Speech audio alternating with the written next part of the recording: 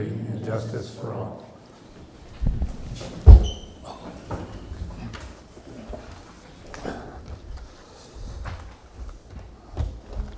Tara, take the roll, please. Kim Connor. Neil Toman. Here. Peter Lewis. Here. David Harvey. Here. Neil Zuckerman. Dennis Gagnon. Here. Andy Moranti. Here. Approval of minutes. Anybody have any corrections, deletions, additions? I do. Tara? On page 18, the third paragraph from the top, there's just an incomplete sentence that needs to be removed. Okay. Everybody have that? Okay.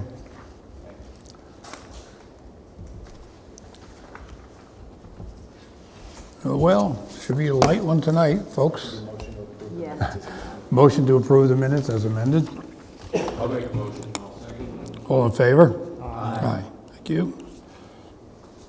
Correspondence, letter from Joan Turner regarding 1122 Route 9D Garrison. I'll defer to Tara reading the letter for me, please, for us.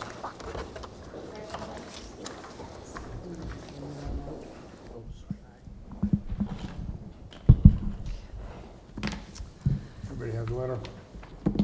Dear members, I write to direct your attention to the non-conforming status, Article 6, Section 125-23 through 175-23 through 175-28 of property located at 1122 Route 9D, Garrison, New York. Over the years, multiple building permits have been granted to this property that have ignored these regulations.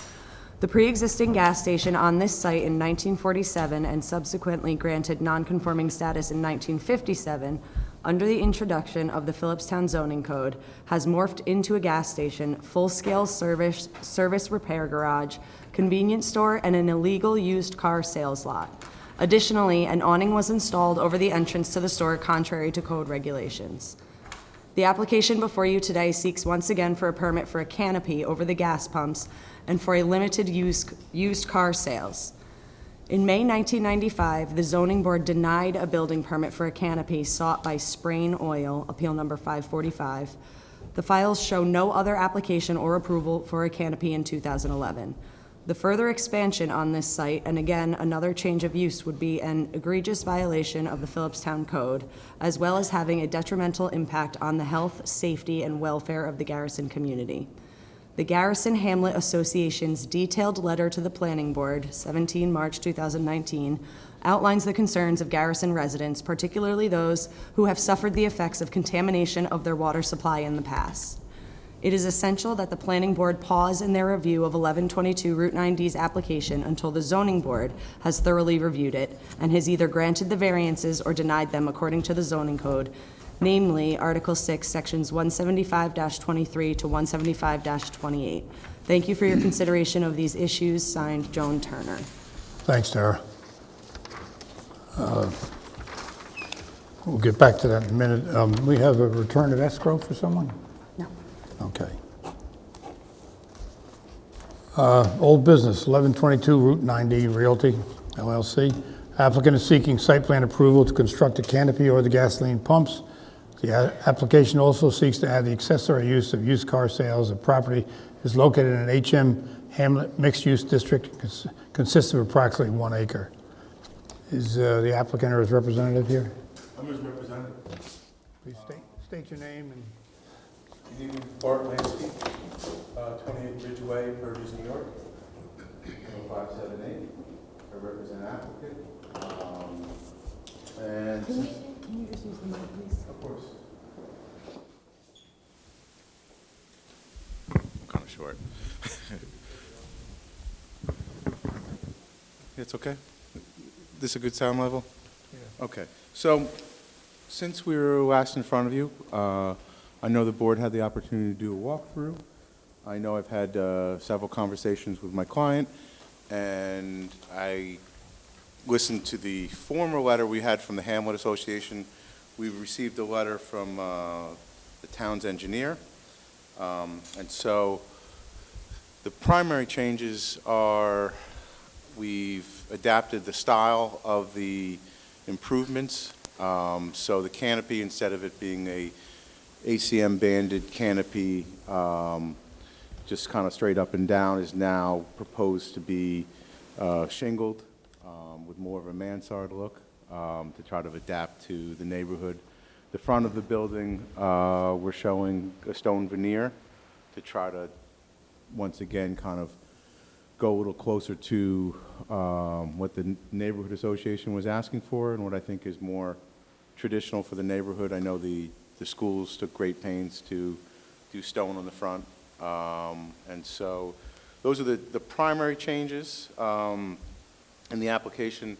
In the memo from the town's engineer, there were a number of issues with the EAF. I'd like to hear, while I'm here, submit a revised EAF.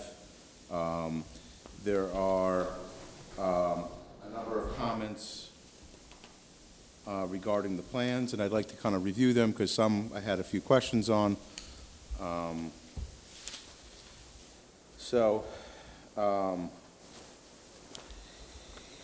There is a section where there's a proposed accessory use for used car sales. And there's a note about screening for those. An applicant proposed chain link fence behind that.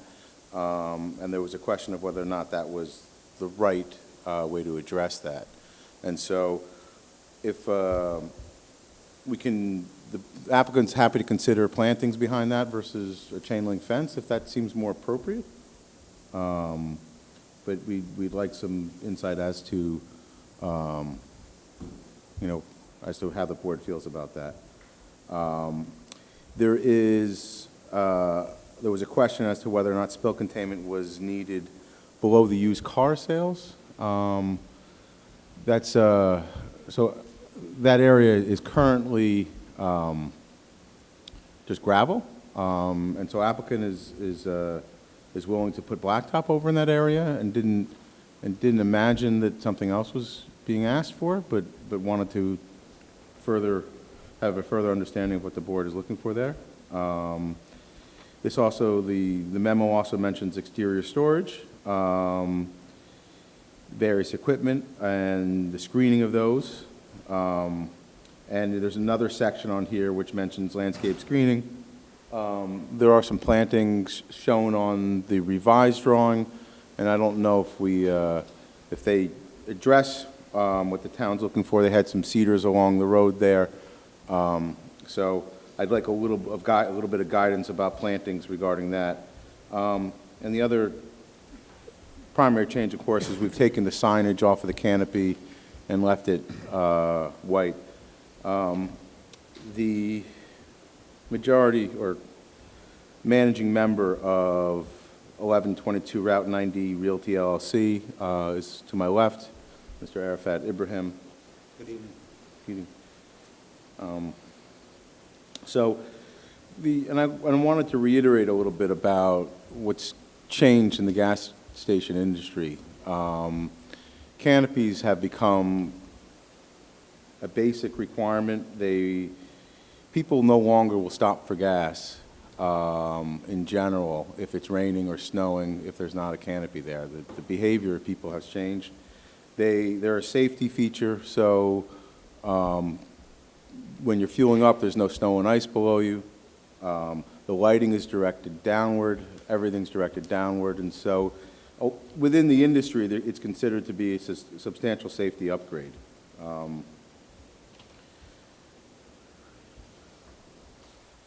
So the other notes I had is that when we revise a set of plans, and my hope is that we'll hear some feedback from the board, and then we'll be able to send a revised set of plans, and we'll be able to be set for a public hearing for next month if you meet next month. I don't know if you do. And then be able to move forward.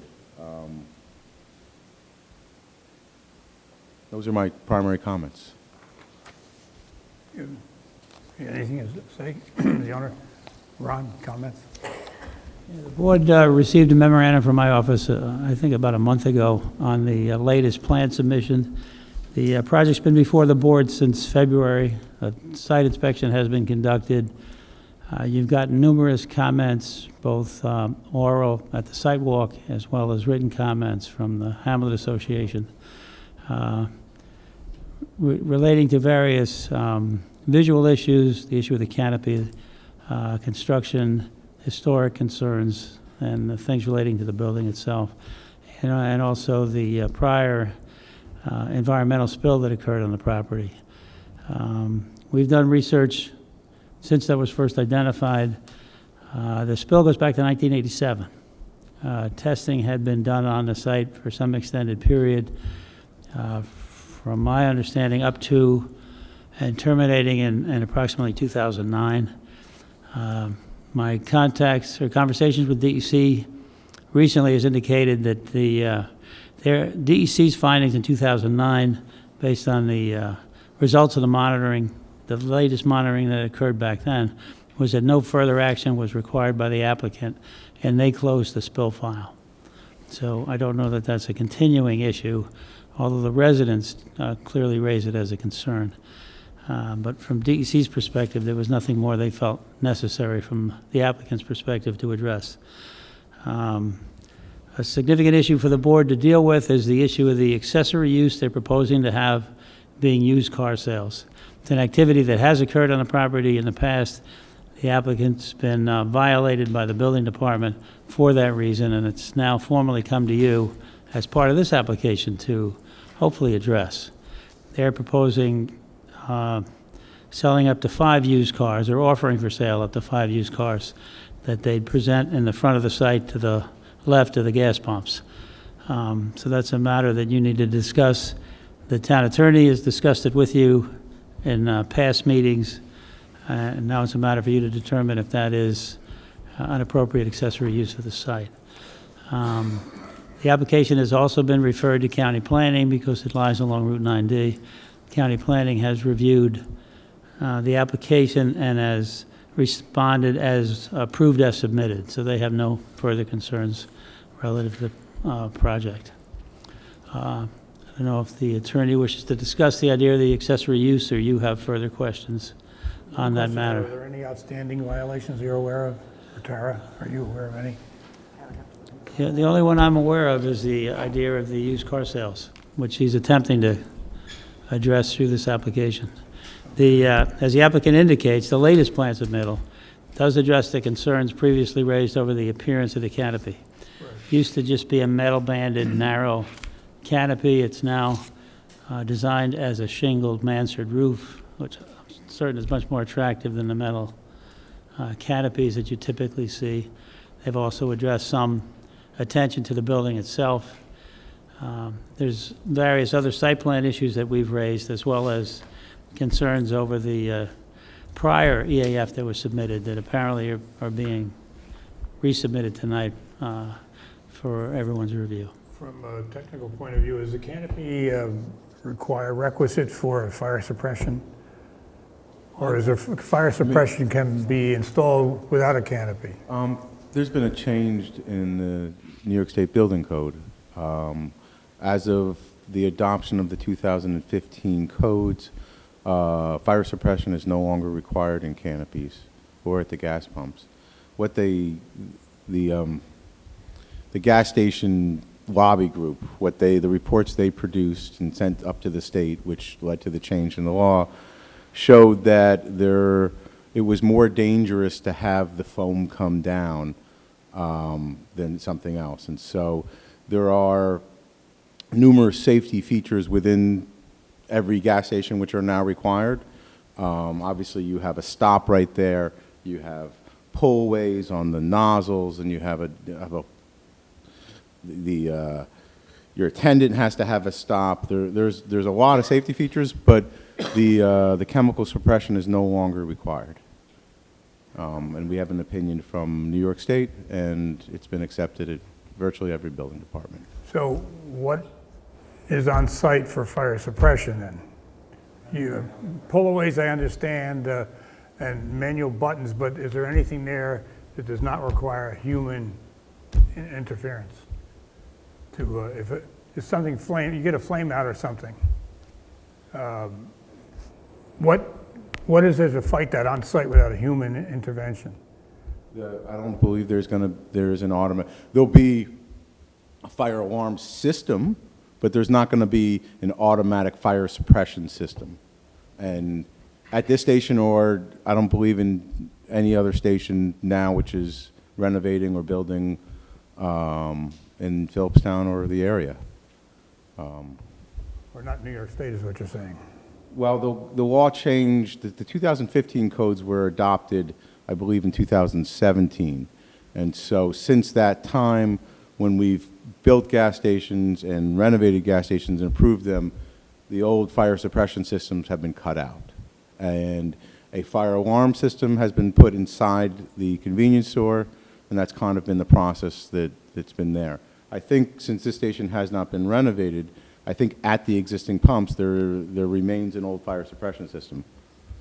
But that's been the change in the codes. Okay. Steve, any comments? Well, first thing I'd say is I think you're prepared to set a public hearing on this. I know the EAF is outstanding, but they say they're handing that up tonight. And I realize that it's discretionary public hearing, but you usually hold them, and you did get a letter in on this, so I'd be surprised if the board's pleasure would be to waive it. The other thing is I'd like to hear the applicant's thoughts on the letter received from Joan Turner. I'd like a copy, but I was a little confused about her suggestion that, can I approach? Yeah. I heard a suggestion that there's some type of zoning variance required, and that baffles me. Seems to be under the impression that you're a legal non-conforming use. I was not under that impression, but she said it. I'd like to know what you have to say about it. I'm not aware of any variance required. So we didn't submit for one. Normal process, of course, it goes to the building department, and if they feel it needs to go to the zoning board, they make that referral. That didn't occur here.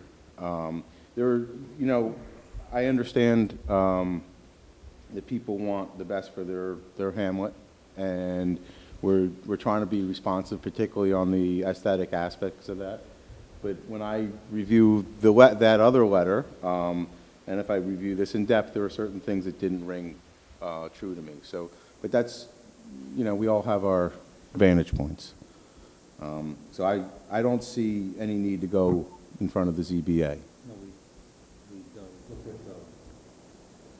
Yeah, the current zoning code, the 2011 zoning code, and it might have existed previously, but the use is defined as a repair garage, and that designation, as I recall, does permit gasoline sales.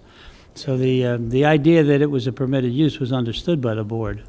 So there's not an issue of nonconformity other than with the respect over used car sales, which again has been under discussion by this board, and you've received guidance from the board's attorney. And that's a matter for you to wrestle with as part of this application. Yeah, they're in the HM district, so I think it's an allowed use there. The only, and I'm building castles in the air here, the only thing I could think of was maybe it was zoned something else before HM, and you were non-conforming use then, and then when HM came in, you became conforming, but you didn't comply to maybe setbacks or something. I have no idea where she's going with this, but This is all predating this applicant, so he's not going to have any history of that. I thought, and there was something else in here which struck me as curious, that my recollection was that there was a prior approval for a canopy in this state. yes, prior site plan, sure. So in this states emphatically that there was no prior approval for canopy. There was never approval for a canopy. There was only an approval for change out of the buried fuel tanks in 2011, which the board did act on. Right, there was a prior site plan approval. So, Yeah, well, there is an approved site plan in place. This is an amended application. Right, right. I think we're saying the same thing, but okay. No canopy, though. There was no canopy on that site plan? No. I apologize. There's a canopy there now. No. No? No, the 2011 approval resolution clearly specifies that the action was for the replacement of the underground fuel storage tanks only. Okay. Seems to me, I remember a long time ago, there was a request for a canopy, and I don't remember that it ever being approved. Canopy per se, but I mean, I don't have the records in my head, but. I thought there were drawings that indicated the canopy, because I remember seeing the foundation plan for the footing. I just sworn I saw something. Yeah, but I have a recollection of something as well. So you know, it's obviously we can check the file, but regardless of that, we're here on a fresh application, and hoping that we can improve the neighborhood. And just by way of note of the DEC comments, that's a long time ago that spill occurred. And virtually every gas station has had a spill. A spill is 5 gallons or more of oil, which happens less now with the new technology because we have automatic tank gauging systems and what have you. But it was very common back in the 70s and 80s. The idea of putting a canopy in will actually be the greatest opportunity for removal of any soils, which are found to be contaminated. Because the piers for these canopies tend to be 5 foot by 5 foot by 5 foot. So they're rather beefy piers, which means you have a decent sized hole, and whatever comes out of that hole there's a protocol, it gets tested, there's a PID meter. Anything which is contaminated immediately goes on a tarp, it gets tarped below, it gets tarped above, it gets tested, and it goes to the appropriate facility. So it tends to be when stations are renovated, it tends to be once a spill is closed, the only time additional soils are removed, as a matter of course. And I think you could recognize, too, that after 2011, there was significant underground excavation to replace those fuel tanks. So all of that soil in the area of the proposed canopy construction has already since been removed. It's all, I'm certain now, to be clean soil. If there was any issues then, it was dealt with at the time of the reconstruction. This proposed canopy construction is going to be within that footprint where the tanks were replaced. So I'm certain that's relatively fresh soil. It's not anything that is dates back at all. Ron, on your technical comments from your June 18th memo, all these bullet points, have you reviewed the updated EAF? Have they? Well, I haven't seen this one. satisfied. This that he's apparently proposing to turn in tonight is intended to address these concerns. So this concerns the prior one that he had turned in. So with that being indeterminate right now, do you think with this, you mentioned a moment ago, with this EAF sort of indeterminate right now, we can go ahead and schedule a public hearing? Yeah, I mean, Steve had suggested it. I have no objection to it at all. I mean, you've been to the site, you've heard the public comment already without having a public hearing. I think you understand the issues. Right. Is there anybody on the board anyone else has something to say or questions? Hey, Peter? No. Neil? Dennis?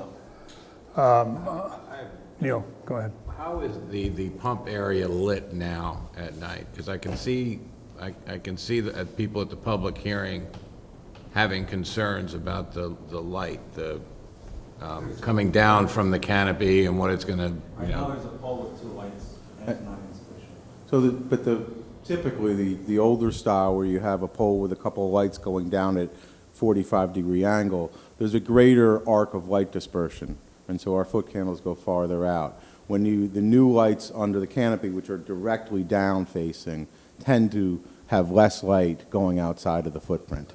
So it's brighter when you're right underneath, but it doesn't disperse because you have the overhang of the canopy. It's one of the improvements which comes with the canopy. One question when you're talking about lighting that pops to mind, is there an upper time limit at night for doing business, your business hours? I think the application had 6 a.m. to midnight. Midnight. 5 p.m. to 10 p.m.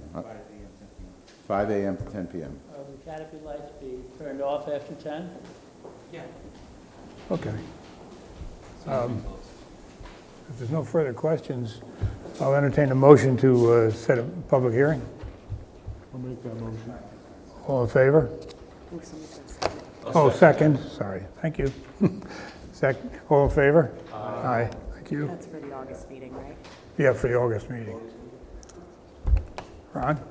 I guess the only wonder I have, is there any need at tonight's meeting before the public hearing to further discuss the issue of the accessory use car sales? Discuss tonight or for the public hearing? Steve, you want to address that? I thought we had discussed it. We discussed this previously, and what the board needs to do is make a determination as to whether or not accessory sales of 5 vehicles are a usual and customary accessory use with a filling station like this. You know, you may find that 3 is what goes in Philipstown, or maybe 7, 5, maybe none. You got to look around and see how the town has handled this with other uses in the past. If it's a first impression and you haven't had any, certainly you take that into consideration, but you might look at other areas, other municipalities in the region and say, is it common to have limited used car sales with a filling station? This has repairs, I believe, as well. So, I mean, it's not just a mobile station or something, it's repairs and that, and that's certainly ways I would think in favor of it, but it's a factual determination for the board to make. And I don't see any reason that can't be made after the public hearing is held. Okay. All right, public hearing is for the August meeting. I apologize. Is there someone on the board in particular who is interested in landscaping that I could review what we've proposed so far, or because there's a number of comments in the engineer's memo about landscaping and screening, and that's an area where we want to make the community happy. So I'm open to do a review with a particular board member if that's how you do this. Anyone to volunteer? Ron, would you? I have asked the applicant for the opportunity to sit with at least their engineers so we can make sure the plan enhancements that are necessary are accomplished prior to the public hearing. We could discuss that as well. I mean, the current intent, I think as the board understands, is to provide the used cars offered for sale are going to be just to the north of the canopy, north of the building. In the gravel area presently, tonight he's offered to possibly pave that to capture any fluids that may leak from any vehicles, which the board might be interested in. But beyond that, around that, they're proposing black galvanized chain link fence to I think 6 feet high as a barrier visually. And the only wonder is whether you wanted any further enhancements. I mean, obviously, in front of the building proper, in front of the canopy, that's all just road frontage. They just pull into the pumps. There's no great opportunity there to landscape. To the north of where this proposed parking is for used cars, there's a lawn area, and possibly along that frontage it might soften that look, but it's not going to be in the area of the use of the property. It's not going to be near the gas pumps or the used car parking area. So the applicant's wonder is there anything else he needs to consider? I'd be happy to. One of the thoughts was instead of chain link, but to behind the cars, to doing some arborvitaes or maybe some eastern white pines or something like that, which will be a bit softer. And so that's that's the kind of thought. But I'm happy to review with the engineer and do a meeting in a couple of weeks before the public hearing, all the EAF and the rest of his comments, and hopefully prior to that meeting we can give him a full new set of plans addressing everything, and then make any final modifications before the public hearing. That would be the hope. And I would say that my experience with definitions is definitions tend to be fairly consistent. So accessory uses, it is quite common for a service station to have used car sales. And it's quite common for them to fill up the remainder of their spots. And frankly, the letter from the Hamlet highlights a couple of different gas stations, and it shows one in Cortland, and that's a client of mine, and he sells used cars there. It is in my opinion, very common, and it's certainly accessory to the use. Well, I understand your position as far as that goes, and it may very well be that the board agrees with you. However, you have to keep in mind, there's a matter of degrees here, too.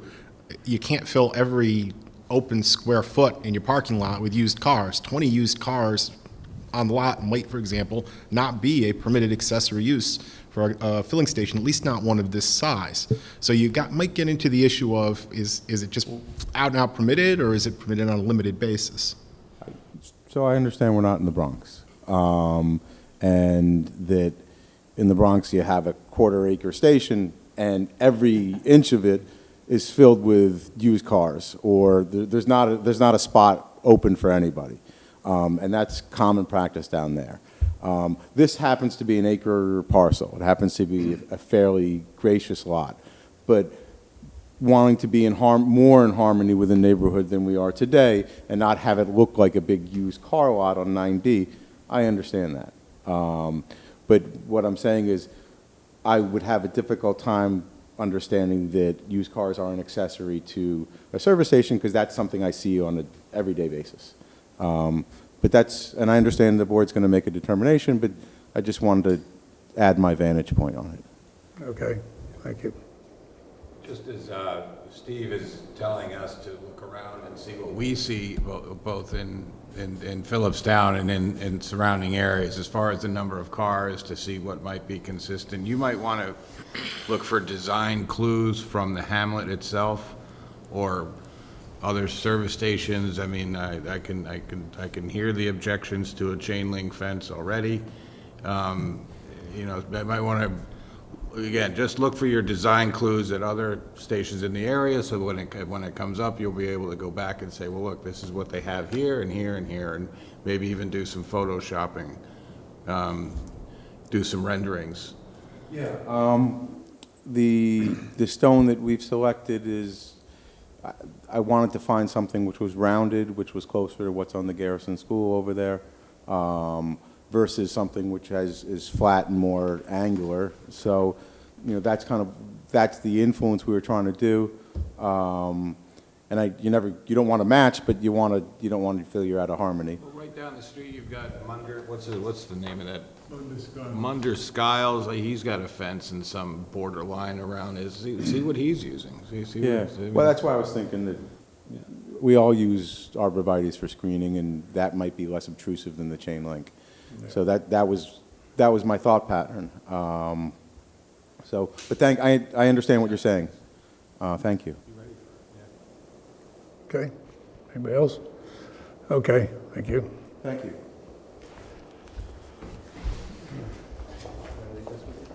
Yeah, you want to turn it into the secretary?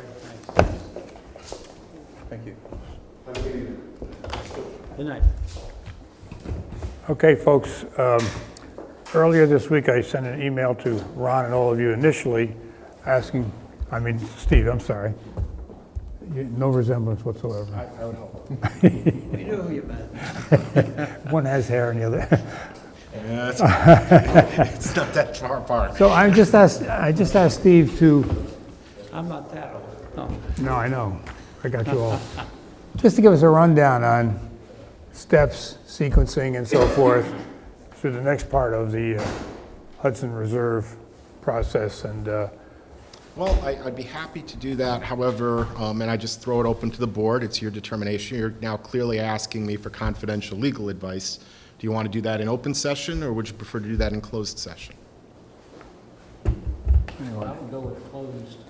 if we're looking for confidential legal advice, yes, it should be in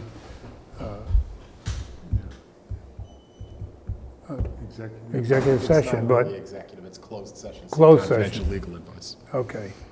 Is there anything you guys think we should do?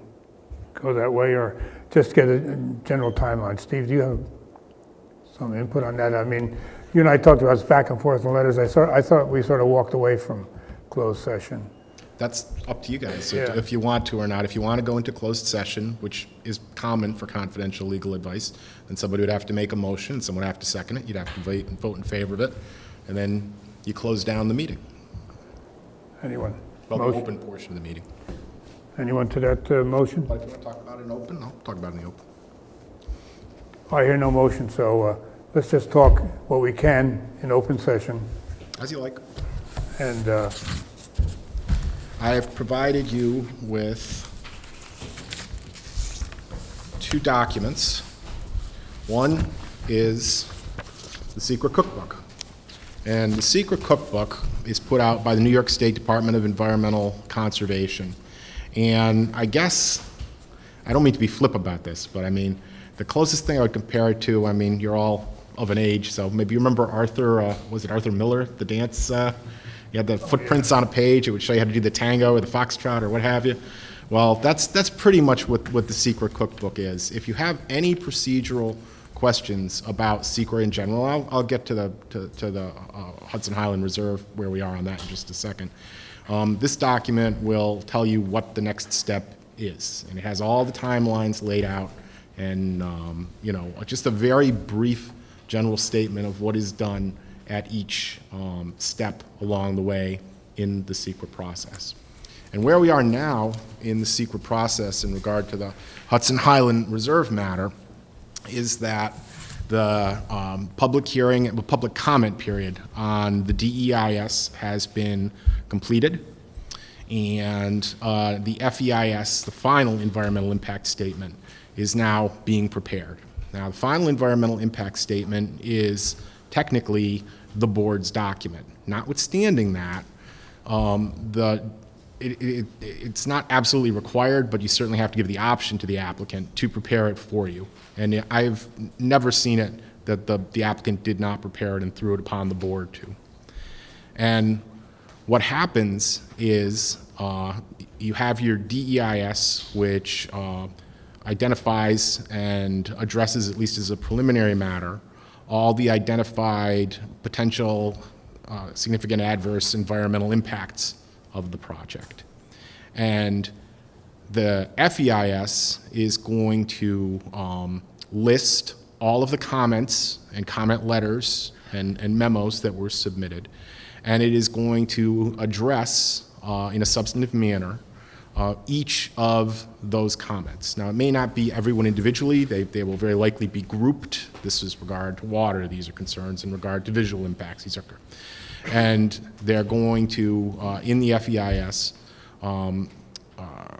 explain how those concerns and identified impacts are being addressed in the project, how the potential adverse environmental impacts are going to be mitigated or avoided.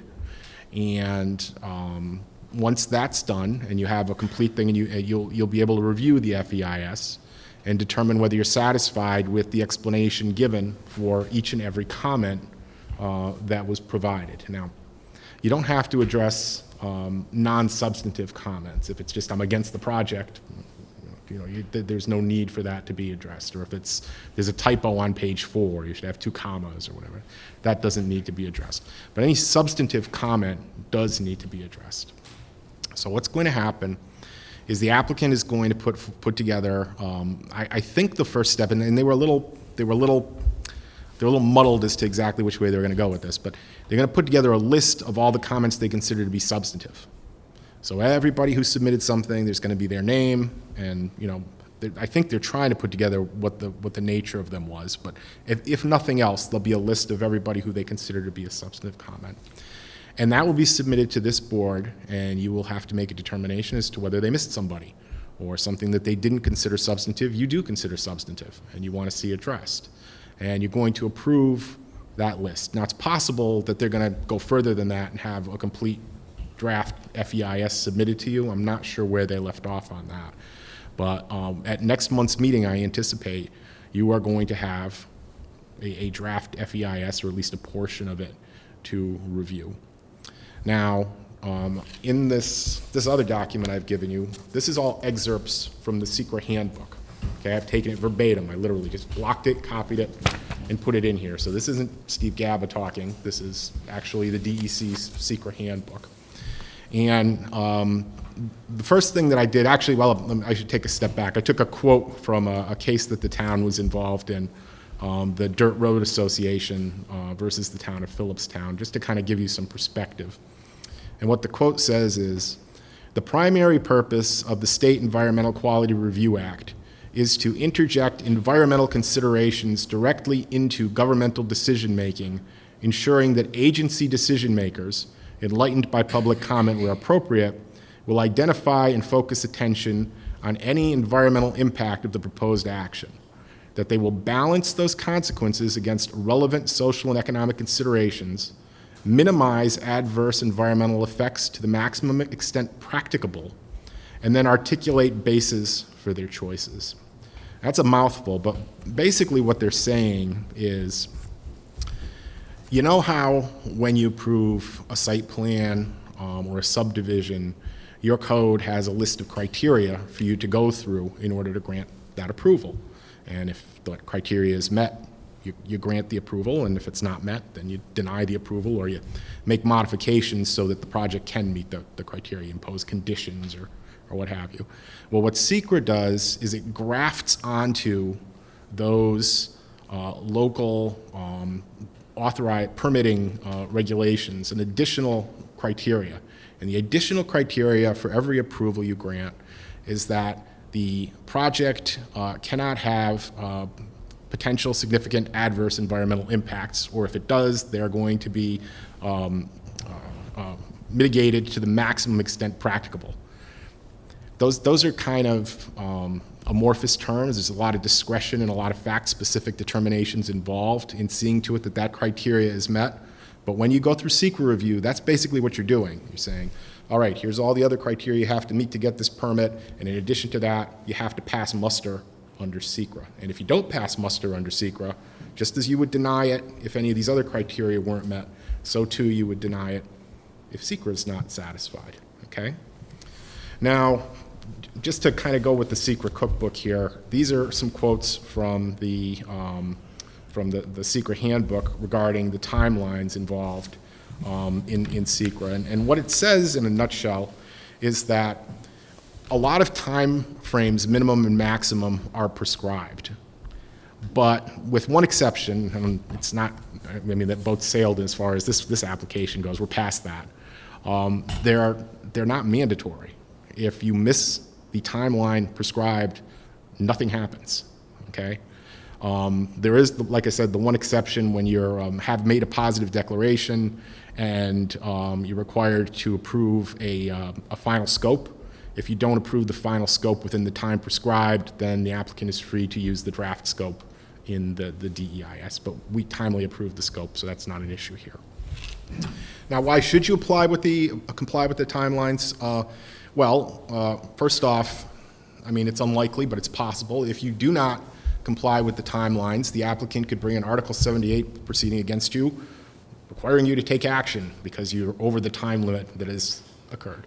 Article 78 proceeding, even if it's brought on by order to show cause, is going to take more time to be decided by a judge than you're going to take action. I mean, unless you're literally just sitting on something for months and months and not acting on it. So it's a concern, but it's, as a practical matter, if you're acting in good faith and moving along, really not something, and no applicant's going to want to spend money and time to go and do that, and it isn't exactly good for relations with the board either. If you violate the minimum timelines set, though, you have to, for example, not adopt your finding statement until more than 10 days has gone by after the FEIS is accepted. Then you're on a little bit more thin ice, because if somebody challenged your action, they could say, hey, wait a minute, there were minimum timelines involved here. You had to allow at least 30 days for public comment, and you didn't do it, you know? So then maybe your decision would be in jeopardy if you were sued. So the minimum timelines you're going to want to pay more attention to. You know, you can't act before, but the maximum ones, saying you have to do this within X amount of time, they're not quite as hard a deadline. Having said that, you know, just as a matter of protocol and as a matter of good procedure, you're going to want to try to stay within those timelines if you can. And if you cannot meet those timelines, you're going to want to reach an understanding with the applicant that you're exceeding them and say, look, we're going to need to go beyond the 45 days, the 30 days, the 60, whatever it is. You know, are you okay with that? And that way you keep the lines of communication open. And like I say, it's just, you know, it's good etiquette. It's what you should do. But don't get too uptight if you have to go over. Like I said just a second ago, where we are now is preparation of the FEIS. The timeline for the FEIS is one of the few timelines which you can unilaterally extend. If you decide that you need more time to prepare the FEIS, either they're taking their time and getting it into you, or once you've got it in, you need more time to look at it, you don't need to say, can you extend that timeline? You can do it unilaterally. You're probably going to want to, say, hey, we want to extend the timeline. Are you okay with that anyway? Again, just as a matter of etiquette. So that's time frames on that. Now, the FEIS itself, the FEIS consists of the DEIS, any necessary corrections. I'm sure you saw the handouts that came around, put this correction in, this sheet in place of that sheet with the inserts, and all the statements that were rendered, including the minutes of the public comment session that was held, and then a separate section, which will probably be labeled FEIS, which is the response to the comments. And it will list, like I said, everybody who spoke, here's what the nature of the comments were, and here's how we're addressing those issues. We're not going back and revisiting the issues that were addressed in the DEIS, which was looking at and identifying the potential significant adverse impacts and how they're going to be dealt with in this development. Instead, what we're doing is focusing on what was said, what questions were raised, what issues, and what the applicant's response is. It's going to be your response eventually to those comments is in regard to this project. Okay. The FEIS is not the final step in the SEQRA process. Instead, once the FEIS is adopted, we're going to be preparing, and the board's going to have to discuss this at some length, I would think, a finding statement. What a finding statement is you're revisiting each of the issues that were raised, and probably back to the scope, but I mean certainly the EIS. And you're going to talk about what is proposed to avoid or mitigate those potential adverse impacts. So for example, adverse impacts to surface water, okay? What is the applicant proposed to do to avoid, well, what are the potential adverse impacts to surface water? And it could be anything from, gee, if people feed their lawns too much, we're going to have runoff from it, to potential effluent from the sewage treatment system, to the horses we've talked about at some great length. Okay, so those are the potential adverse impacts. Here's what they're proposing to do to avoid or mitigate those impacts, and then you talk about what's proposed for the project, and then you make a determination as to whether or not those impacts have been avoided, bad things won't happen, or if they will happen, maybe they're unavoidable, have been mitigated to the maximum extent practicable. And if for every one of those you find, yep, they've either avoided it or mitigated it, then your finding statement is going to say the project can be approved. Doesn't mean the project is approved. It means the project can be approved. If, on the other hand, you find they have not avoided or mitigated to the maximum extent practicable those adverse impacts, then you need to make a determination as to whether something can be done, conditions imposed, for example, to avoid or mitigate the adverse impacts to the maximum extent practicable. Or perhaps you find the application simply is not approvable as proposed. There's nothing in the EIS which affords you the information you need to fasten a remedy, if you will, conditions, which would allow the adverse impact to be avoided. Then, once the finding statement has been adopted, you'll go on to jump back to the town of Philipstown code and determine whether or not to grant the conservation subdivision approval or not, or to grant it with conditions or what have you. Unless you find, well, no, either way, or deny it. If you issue a finding statement that says that they haven't been mitigated, you're pretty much bound to deny it. So we'll see how that turns out. Okay. There's no hearing on the FEIS. There's no comment period on the FEIS. Once you adopt it, you're required to, as I alluded to earlier, wait 10 days. It's kind of almost a cooling off period. But it is before you can adopt your finding statement. So you probably adopt the FEIS at one meeting, and then at the next meeting, which will obviously be more than 10 days down the road, look into preparing and adopting a finding statement. It's not going to happen all at once. As far as substantive issues go, as I said, you have to address all the comments that were raised.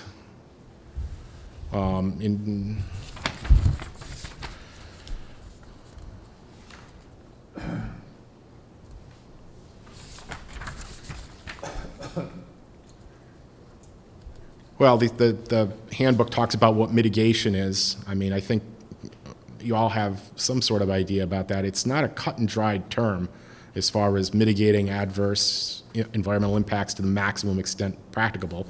I mean, you've already identified what the potential adverse environmental impacts are, and then you have to determine if they've been avoided, i.e. they're not going to happen, or at least they're not likely to happen, be speculative.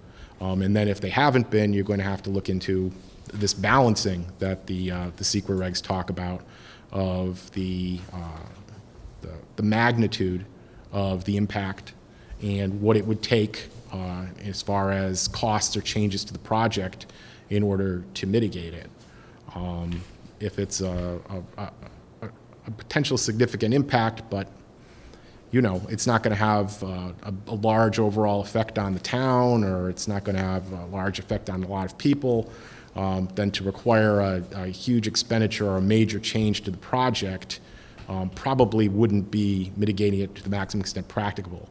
A small change to the project or something that isn't going to cost an inordinate amount of funds would probably be justified, but to say, no, you have to lose a lot or put a new road in or something like that.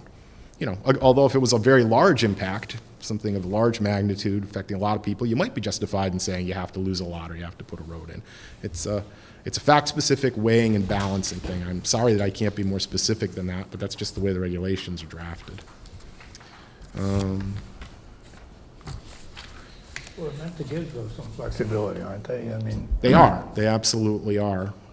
But it doesn't make it any easier when you sit down and you have 7 people around a table. Somebody may say, gee, I view that as very significant, very important, and the impacts as being something that they really have to accommodate and make changes to. And somebody else may say, well, I hear you, but I don't think that the changes you have in mind are justified under the circumstances of this matter.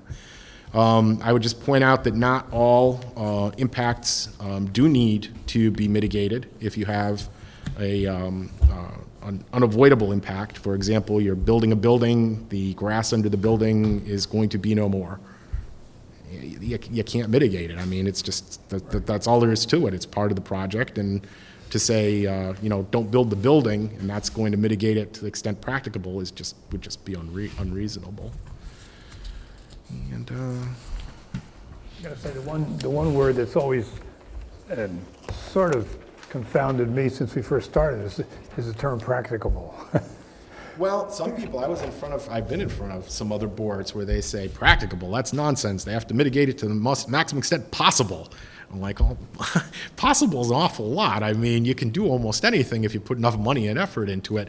Practicable takes into consideration what the impact would be on the applicant and the project, and it just says kind of be reasonable about this instead of just anything that's possible should be done. So, I mean, it's admittedly a bit of a spongy word, but I think it's spongy on purpose. And the last thing I would say, and I'll wrap it up in just a second, is as you know, under your town code regulations, you're authorized to impose reasonable conditions on approvals, and they have to be related to some aspect of the approval that you're granting.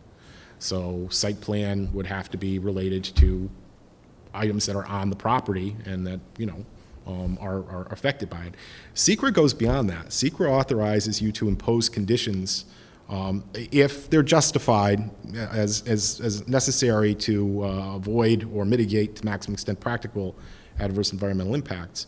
Conditions that you would not otherwise be able to impose, even off-site conditions. So you say, because you aren't actually requiring that they do it, what you're saying is if you want to build it this way in order to avoid environmental impacts, you have to do this, perhaps put in a stoplight or a turning lane or whatever it may be. So it gives you a little bit more authority in terms of imposing conditions than you would otherwise have under your regulations. So to wrap it up, right now we're waiting for either the entire FEIS or a portion of the FEIS to be submitted to this board for review. In the course of doing that, you're going to make sure that all of the comments, and your consultants will, of course, aid you, that were submitted on this project, both by the board and by the public in the course of the public comment period, are identified. And if they're not, if they don't include proposed responses when they make that submittal, at a minimum, you're going to make sure that everybody's comments who need to be responded to have been identified. After that, you'll get the FEIS, you review the FEIS, you'll talk about those comments and the responses and whether the responses are adequate or whether more needs to be said or more information needs to be provided in order to address the issues raised, because there could be studies and things that need to be, it's not just this is our response, it's our response plus the data that backs it up. And then you'll get to a point where you adopt the FEIS, you approve it, you say, all right, all the comments have been addressed. And then you move on to the finding statement, where you step back and you take a look at the big issues and you start that weighing and balancing that I talked about. After that, depending on how you come down, you'll move on to making a determination under the conservation subdivision application. Thank you. Before we call for adjournment, I'd like to ask, I'd like to mention, my hat's off to Ron and Steve for doing yeoman's work on this, keeping us this long, long project. And I know that the work is just actually beginning. And especially a tip of the hat to Tara, who's done unbelievable amount of work, putting all this stuff together, making sure everybody gets it. 30 packages, 24, whatever, 40 some packages. I walked into her office the other day, she had about 23-inch stacks of papers, all nicely distributed for all you guys. And she's been doing an unbelievable amount of work, plus the Conservation Board and the Zoning Board, and a few other things that get tossed on her. So I'm not ever going to let her go from this board. So, and taking care of a 9-year-old. Is there anything anybody else has to say? Anything? Ron? I think one thing to note, just to reinforce what Steve has indicated, is that, you know, the public comment on the EIS has concluded. Right? There's no public hearing that's in the ordinance for an FEIS. So the submittals that come to this board for review are going to be reviewed by you and your consultants, and at some point you're going to come to a conclusion. There's no section of the regulations that permit further public comment. The involved agencies who are involved because they have permitting to grant will also be reaching their own determinations. But in terms of you advancing the project in accordance with your regulations, it's now going to fall to the board to just move this FEIS to conclusion. One additional comment I want to make to the board. I'm sure you've all been questioned by members of the public and your family and friends. Do not talk about this. We have a lot of discussion, a lot of time down the road to look at this, and we're the ones with the ultimate decision. I have people coming up to me, how's it going? Is it, you know, so just for our own sake, just don't talk about it outside of these meetings. Okay? Move to adjourn. Second. All in favor? Aye. Thank you.